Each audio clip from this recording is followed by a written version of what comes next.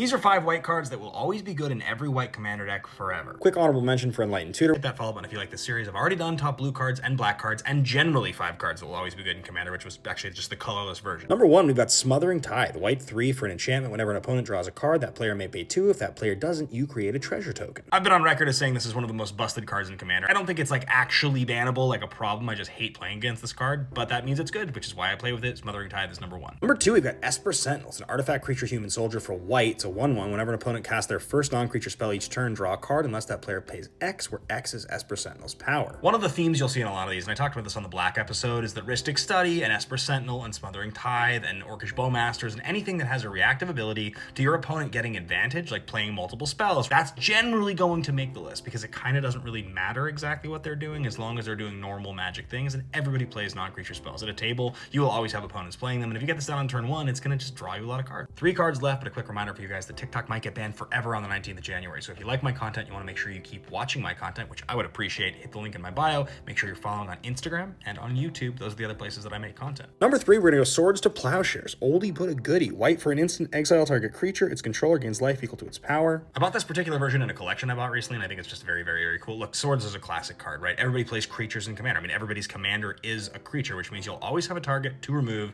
Swords is cheap, it's efficient, and who cares about their life when usually somebody is going to win with like an infinite combo or commander damage or something. Number 4, call this one a little bit of a hot take. It does cost 5. Elish Norn, Mother of Machines. White 4 for a 4/7 legendary creature for Phyrexian Praetor. Vigilance. If a permanent entering the battlefield, it causes a triggered ability of a permanent you control to trigger. That ability triggers an additional time. Permanents entering the battlefield don't cause abilities of your opponents to trigger. It's a little bit in line with like what I was saying with Shieldred. Now, I can see a situation where you were to play like a bounce land with this and it would trigger twice. You would have to return 2 lands. That would be bad. And that's a situation where I guess this card wouldn't be good. I just think that the downside potential and things like that is totally counteracted by the fact that this just shuts down all of what your opponents are doing as far as enters the battlefield triggers. And that's just so powerful on a 4/7 creature for 5 mana.